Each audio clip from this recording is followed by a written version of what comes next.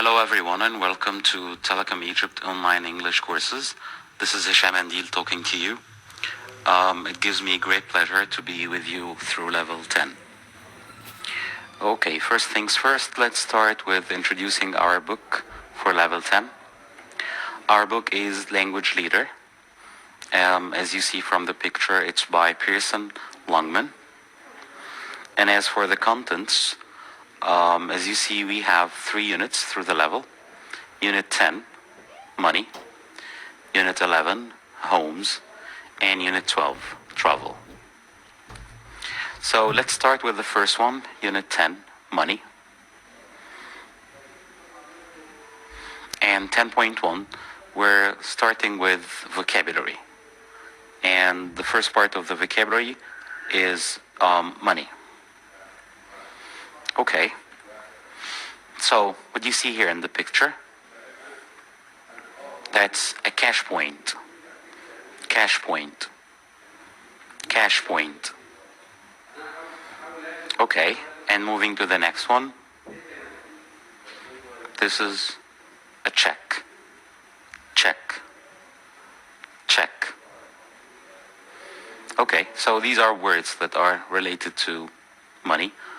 I think most of us are dealing already with cash points. Some of us are dealing with checks. Okay, let's now move to the next pair. Okay, what's that? This is a coin. Coin. Coin. Okay, so this is one form of money, which is coin. As you see that coins are made of metal. So do we have another form of money that's, let's say, not made of metal? Yes, so we have another one that's made of a special type of paper. Okay, it looks like that. So what do we call this type of money? Note. Note. Note. Okay, so talking about the both types of money. So as we said, money might be in coins or notes. Okay, so speaking about both, so do we have one word for both? One word that expresses coins and notes? Yes, we have the word cash. Cash.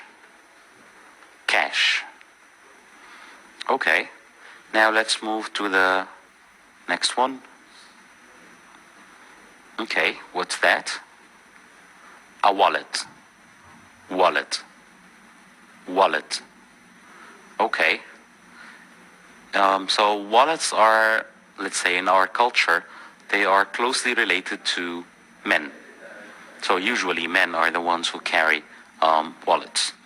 So what's the other equivalent, let's say, if we're speaking about women? Yes, this one. It looks like that. Okay, so what's that? It's a purse. Purse. Purse. Okay. So when it comes to purse, it's more related to women. But speaking about wallets, it's more related to men, but this doesn't mean that a woman cannot carry a wallet. But as we said, most probably when we speak about wallets, they are closely related to men. Okay, now let's move to the next one. Again, I think you're a little familiar with this thing. Okay, so what do we use this keypad for? Or it's a part of, yes, a cash point, as we said in the beginning. So this is where you enter a number in your cash point if you are withdrawing money. Okay, so what do we call this type of number that we enter on this keypad? Okay, it's a pen number. A pen number. A pen number. And as you see from this, the other picture, that PIN it's just an acronym or abbreviation. So the word P stands for personal, I for identification, and N for number. So what we mean by PIN is personal identification number. Okay, so in general, that's what we call the PIN number. It's a kind of, yes, a password that you use when you're using your, let's keep this for the next one. Yes, okay, so when you use your credit or debit card. Okay, so these are some words that are related to money. And now let's move to 1.2, which is listening. So here we have 3 sentences that we need to read. So read these sentences, then listen to Sioux culture, an officer giving a talk about safety in the city of Sheffield. So we're going to listen to Sue. She is an officer and she's giving a talk to students at a university about safety in the city of Sheffield. Okay, so we need to listen and then choose the best summary. So as we see here, we have 3 summaries for her talk. The first one, the city is dangerous and it's important to be very careful with your money. Or the second one, the city is safe, but it's important to be careful with your money. And the third one, the city is safe, so it's not important to be careful with your money. Okay, so again, we're going to listen to Sue, and according to what's she going to say, we need to choose 1, 2, or 3, the best summary for her first part of the talk. Okay, let's now listen together.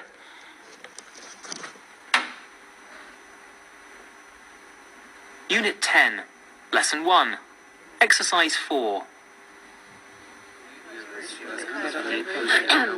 Good afternoon, everyone. How are you today? Right. My talk this afternoon is about how to stay safe in the city. First of all, let me tell you that the city of Sheffield is actually one of the safest cities in the UK. Most other big cities are much more dangerous than here, so don't be scared. But we should always be careful and look after ourselves and our possessions. We can talk about our personal safety later, but let's start by saying something about looking after our money. Here are a few things you should and shouldn't do. A lot of this is common sense, of course, and I'm sure you already do most of these things in your own countries.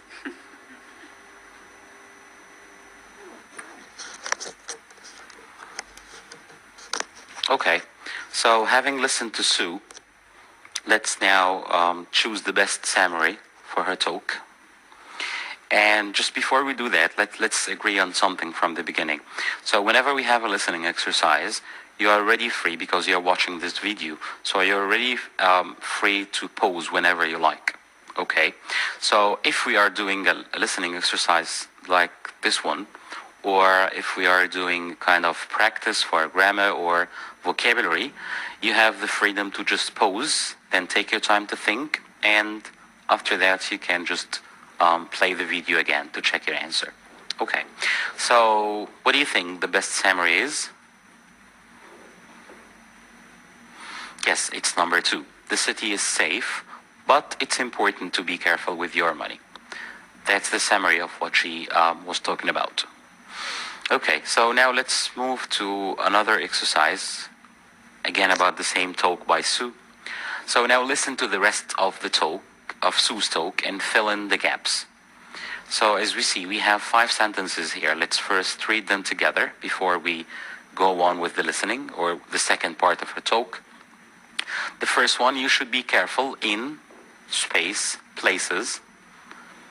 Number 2, you should keep your double space safe. So we need 2 words here. And number 3, you shouldn't keep your space in your back pocket. Number 4, you shouldn't carry a lot of space. And number 5, you shouldn't take your money out in space, places. So again, we need 2 words here. Okay, so let's listen to the second part of her talk. Let me just help you that this one is going to be a little longer than the first one. It's going to be about 3 minutes. So feel free to take notes while listening so that they can help you answering the exercise. Okay, so let's start the listening now.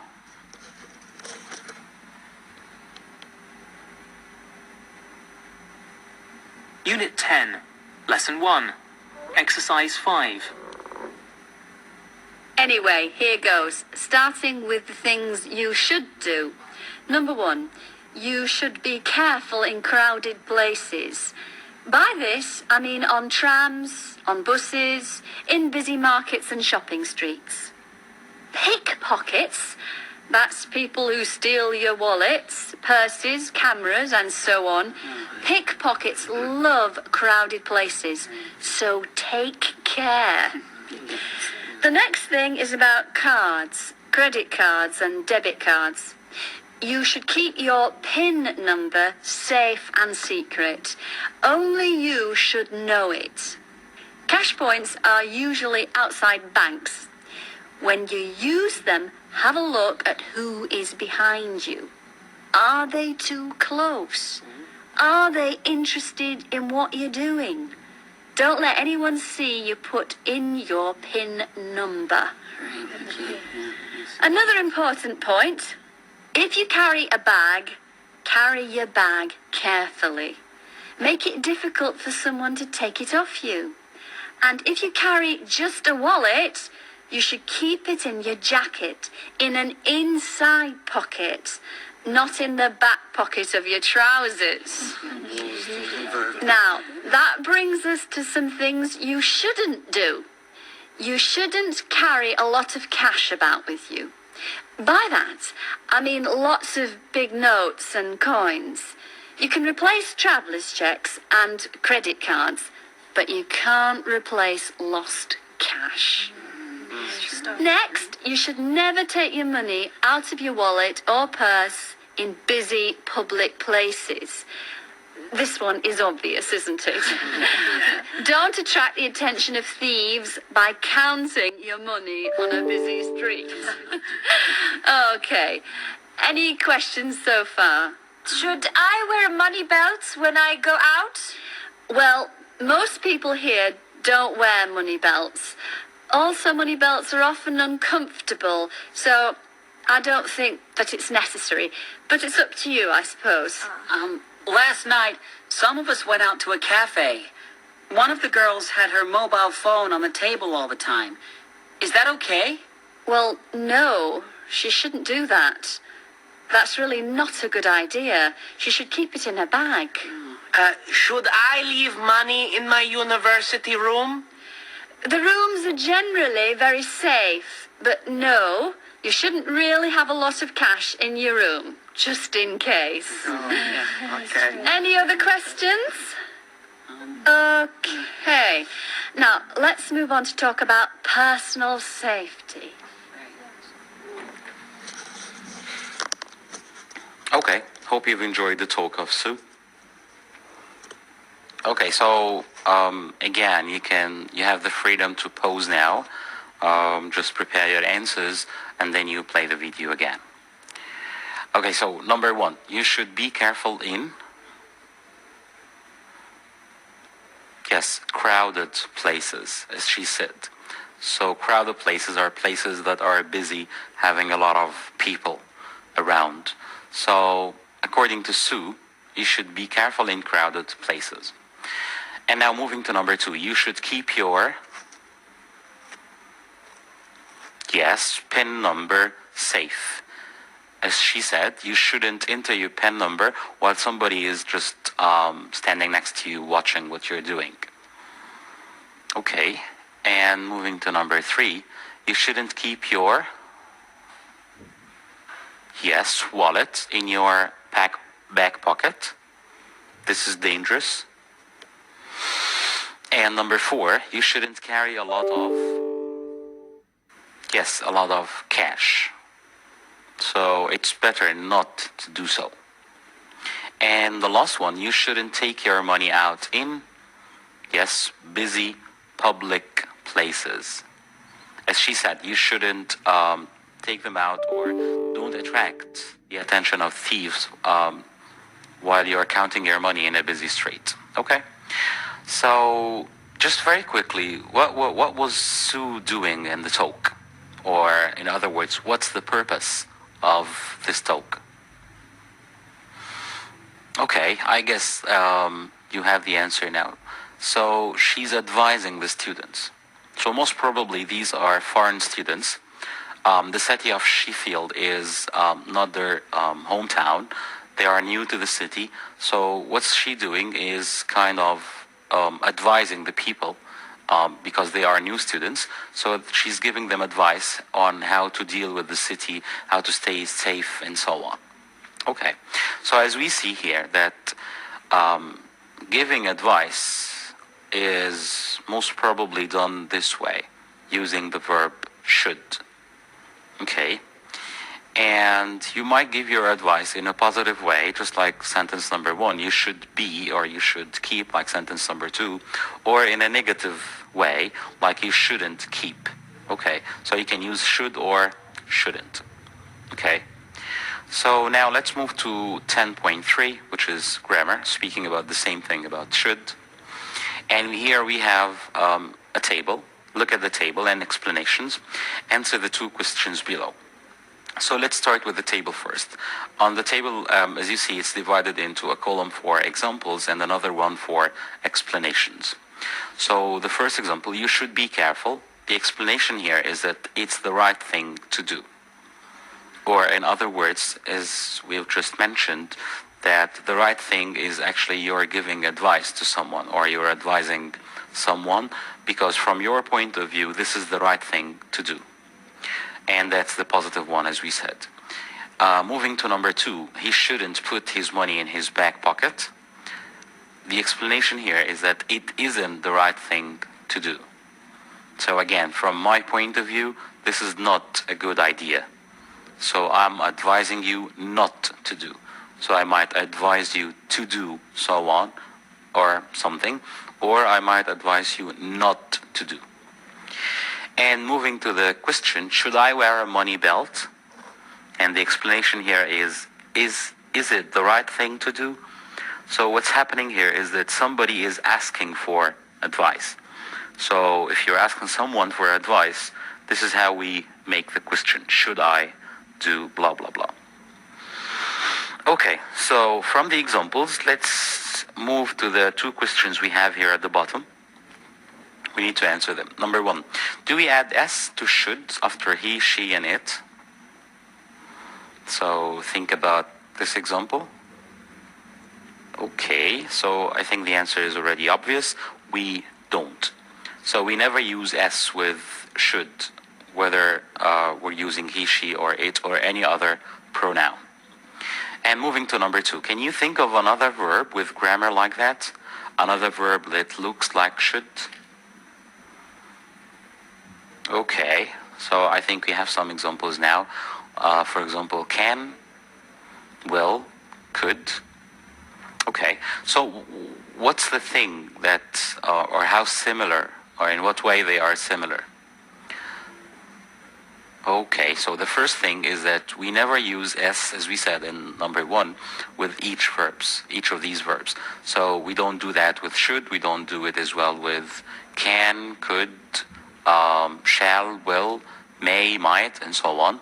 So that's one thing. So these verbs are similar in terms of that they are always the same, and we don't add S to them or any other prefixes.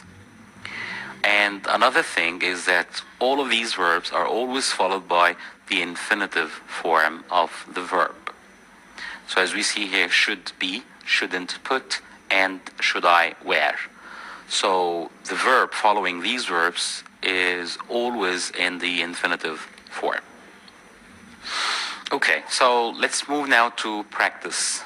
So we have some sentences here to complete. So complete the sentences with should or shouldn't and the verb. So as you see in number 1, which is the example, we have the space, and at the end of each sentence we're going to have a pronoun and a verb. So we need to use the pronoun and the verb plus should or shouldn't. And as we said, we might use it in one of the 3 forms, maybe the affirmative one, should, the negative one, shouldn't, or the question form, or the interrogative form, which is should I or should you, and so on.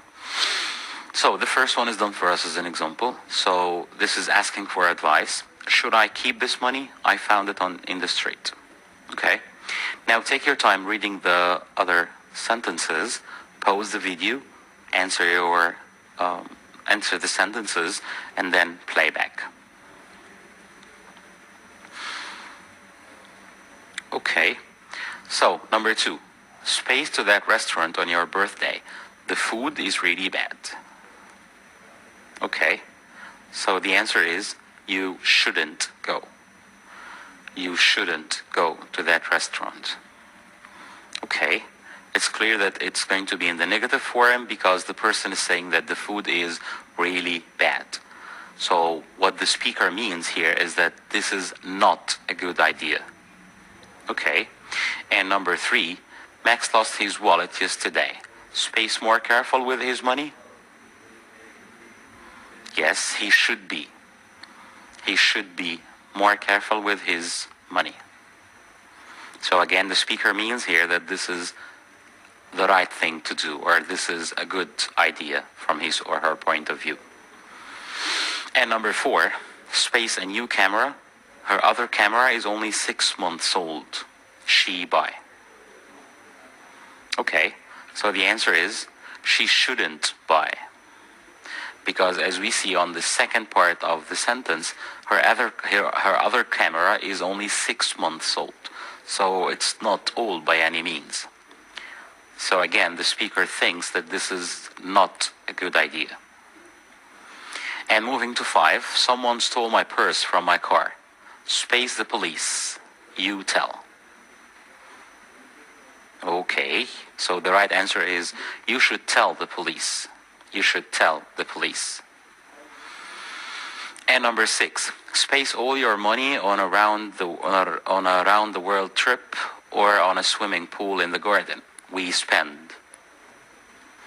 So the answer is, should we spend?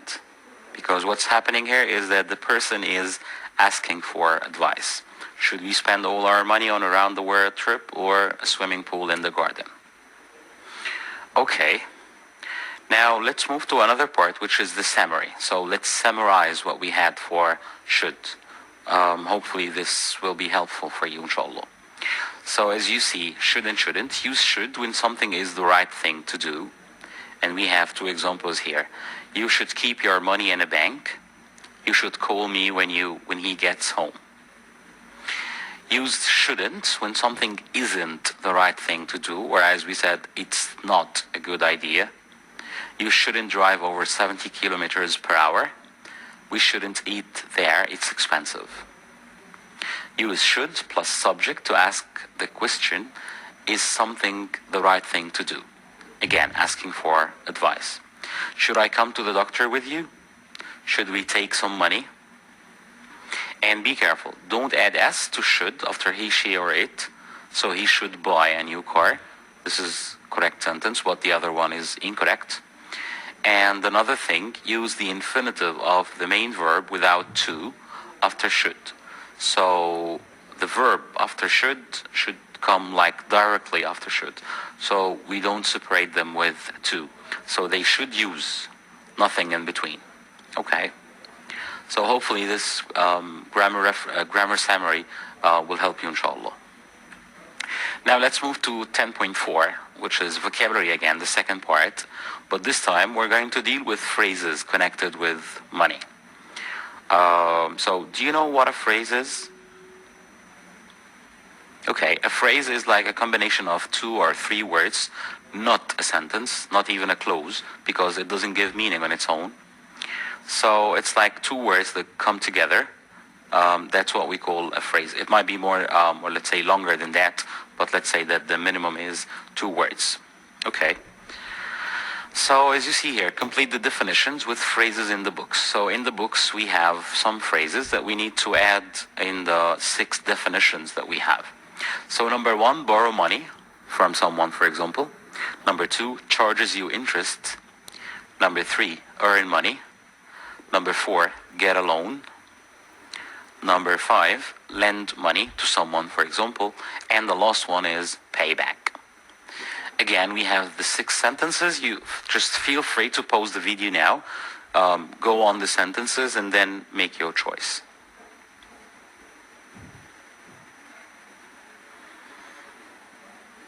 Okay. Now, when you use space, you get money from your job.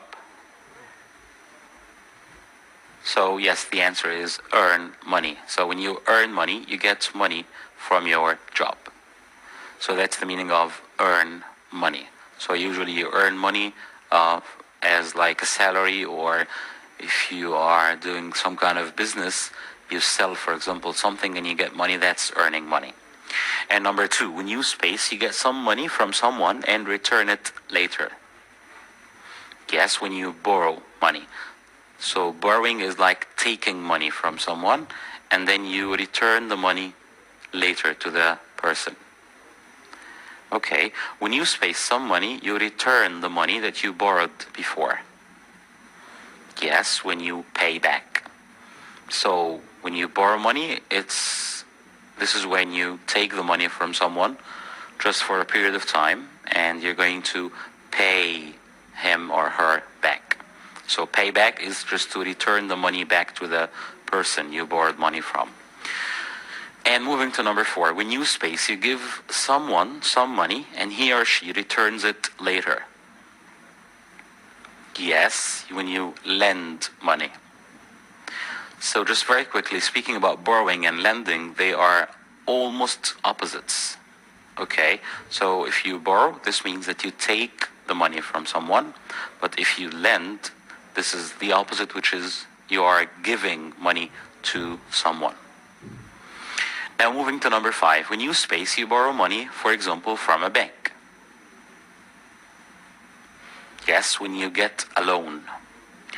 When you get a loan. So a loan is an amount of money that you get from a bank or maybe a company, a corporation that works in the field of finance. So it doesn't have always to be banks. Maybe this is our culture in Egypt that when you get a loan, usually you get it from a bank. But it happens that sometimes companies are working in the same field and they just do the same, just like the banks. They give you a loan. And of course you pay back the money. Okay, and now moving to 6. When a bank space, you pay back more money than you borrowed. Yes, of course, it's the one left. When a bank charges you interest. Okay, so there is a difference here between borrowing money from someone, a friend, for example, or a family member, and getting a loan from a bank or from a corporation or a company. The difference is here in this sentence is that if you borrow money from a friend, usually you pay back the same amount of money. So for example, if you borrowed £10 from your friend, you're going to pay them back as £10, not more than that, or even less, of course. Okay, but when it comes to banks, that's a different story. So the bank gives you the loan, and when you pay back, you pay more money than the amount you got. So for example, you got a loan of £10,000. When you pay back, when you pay the bank back, the total amount is not going to be 10,000. It's going to be most probably more than that. So let's say, for example, like 15 or 13, 14, whatsoever. But there is always extra money that you pay for the bank. This extra money is what we call interest. Okay, and the process is charging. So what's the bank doing here is that the bank is charging you interest. Again, interest is the extra money you pay from the original amount, and charging you interest is like, this is the phrase that we use, the process of having more money than you borrowed. Okay, let's move now to 10.5, which is reading. So we have a small text here. Look at the FAQs, which stands for Frequently Asked Questions, page for credit aid, and answer these questions. Okay, so I think some of you might be familiar with this term, FAQs, Frequently Asked Questions. So where do we usually find this FAQs? Yes, usually on websites. So it's like a service that a website provides. So they just put the frequent, or as the term says, frequently asked questions. So there are some questions that are very typical, like all, or let's say most of the customers ask these questions like on daily basis or something. So they just put the questions and their answers. So this is how they save time for the customer and the company as well, or on the website. Okay, so this is what we have here. We have two questions that we need to answer after reading. The first one, who does Credit Aid help? As we see from the website, Credit Aid is the company. And what does Credit Aid do? Again, just feel free to pause the video now, take your time to read, and then get back to answer the two questions.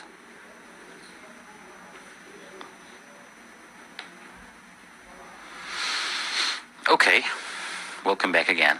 So, answering the first question, who does Credit Aid help? Yes, we have it here. They help poor people.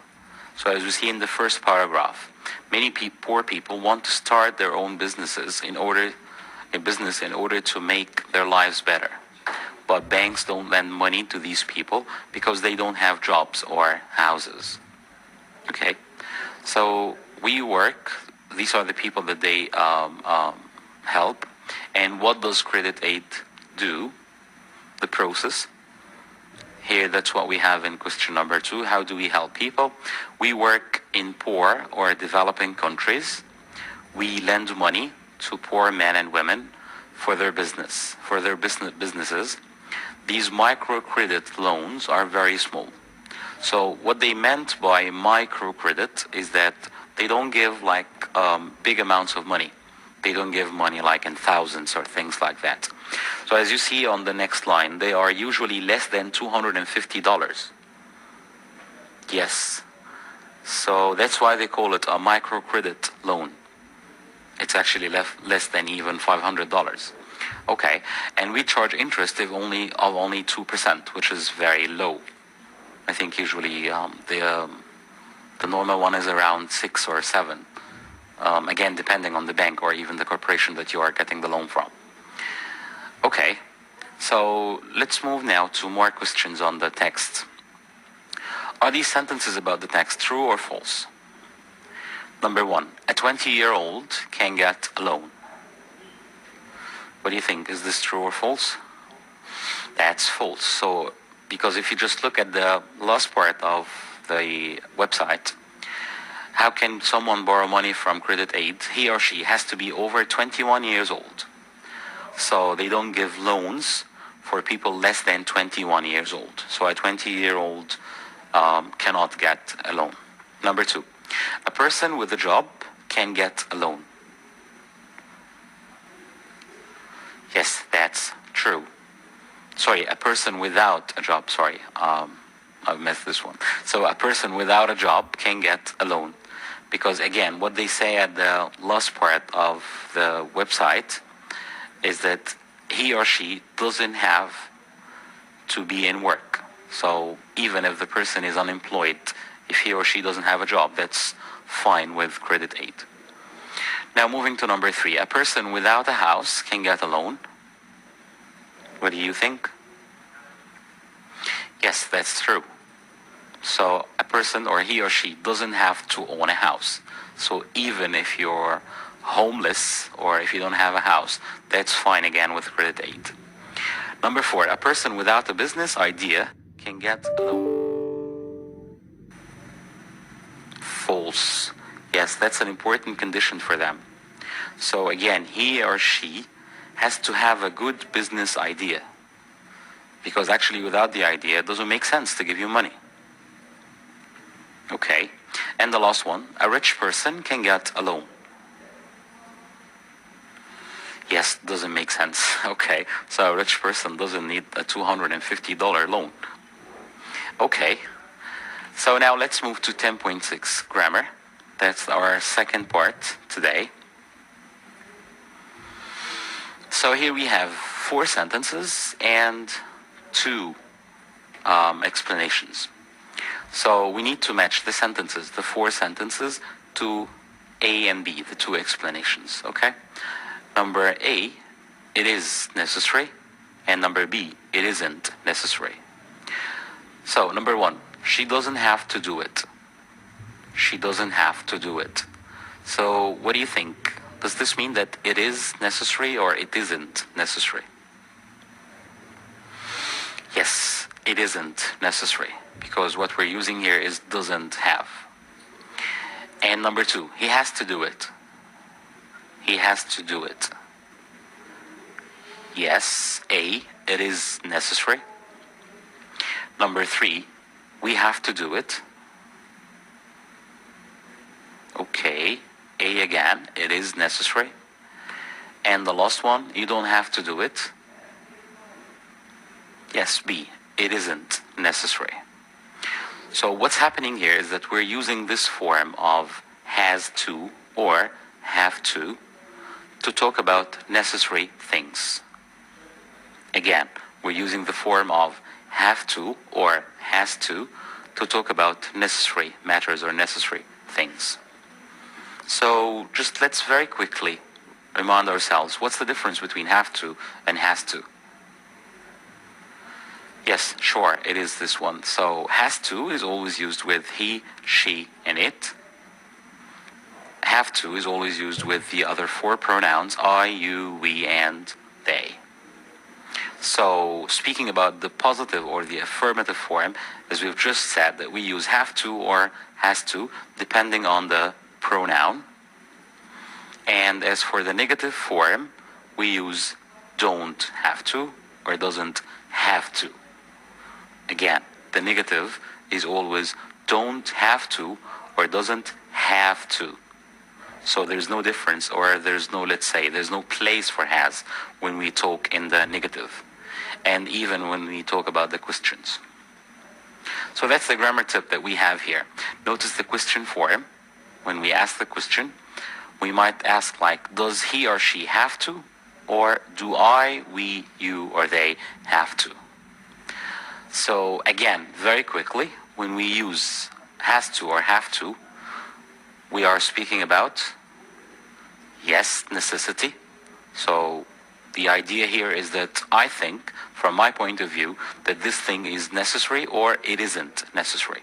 If it is necessary, we use have to, as we said, or has to if the pronoun is he, she, or it. And talking about the negative form, we use don't have to or doesn't have to. Okay? And when it comes to questions, we start our question whether with do or does. One of them, either do or does. And again, in both cases, we use have to. So the only case that we use has to in is in affirmative sentences. We never use it in negatives or questions. Okay, now let's move to practice. As you see here, we have 6 sentences, excluding the number 1, which is the example. We need to complete the sentences with the correct form of have to, affirmative, negative, or question form, and a verb from the books. Okay, so as we see, number 1 is done for us as an example. When you open a bank account, you have to show some identification. Okay, so what's happening here is that we are describing a process that is necessary. Okay, so do you have the option of not showing your identification? Sure, you don't. So this is necessary. And one more thing, did you decide the necessity of this thing? Is it something that you want to do, or this is a rule? Yes, very good. It is a rule. And does the rule come from inside, from the speaker, or from outside? Yes, from outside. So these are the rules of the bank. You don't have the option of doing something else. Okay, again, feel free to pause the video now. Go through sentences 2 to 7. Take your time, answer the questions. Again, remember, your answers should be in the affirmative, negative, or question form.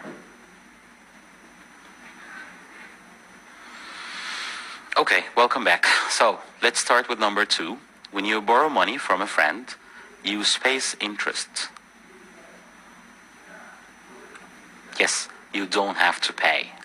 You don't have to pay interest. Again, we said that you have to pay interest only in the case of getting, yes, a loan from a bank. Very good. So when it comes to friends, there's no interest unless your friend is greedy. Okay. And number 3, in a foreign country, you space foreign currency because you can use a credit card. Yes, you don't have to use. You don't have to use foreign currency. Again, this is not necessary because as long as you have the credit card, there's no need to carry cash with you. Okay, moving to number 4. The bank space your money safe. The bank space your money safe.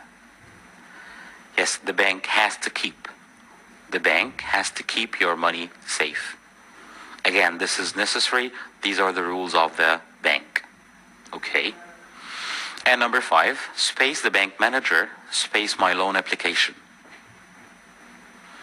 So we're making a question now, as you see. Yes, does the bank manager have to check my loan application? So again, we are using does, and the form is have to. Okay? And moving to 6. How much interest, space I space. How much interest? Okay, so how much interest do I have to pay? How much interest do I have to pay?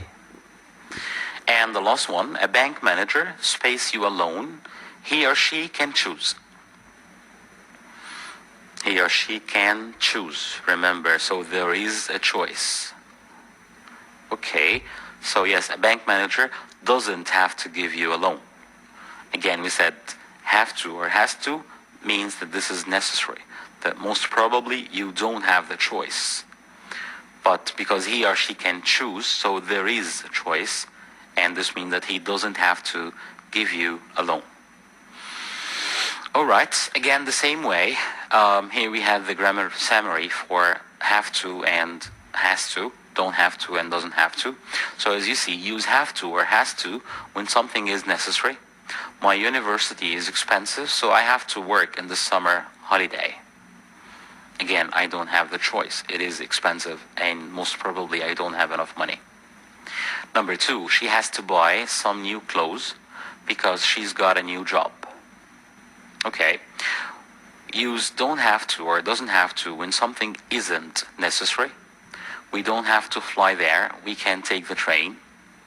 The game doesn't have to end now. I can play for another half hour. Okay. And the last part, use do plus subject plus have to ask questions is something necessary. Do you have to leave now, or does he have to pay cash? So again, as we said, we might start the question with do or does. Again, depending on the pronoun or the noun that we have in the question. All right. So let's move now to 10.7. We're going to have another listening exercise. Okay. So this is the first, the introduction about it. So a bank is doing a survey. Does anybody know what a survey is? Yes, a survey is a kind of questionnaire. So a bank or a company, they just prepare some questions and they find some customers to ask them the questions. And then according to the answers, they just get some information or they decide their strategies. So a bank is doing a survey. Listen to an interview and mark the sentences true or false. So as you see, we have 8 sentences. The interview is going to be with 2 people, as you see from number 1 and 2, David and Kathy. So let's first start reading them together before we listen. David thinks, number 1, David thinks that you can spend too much money with a credit card.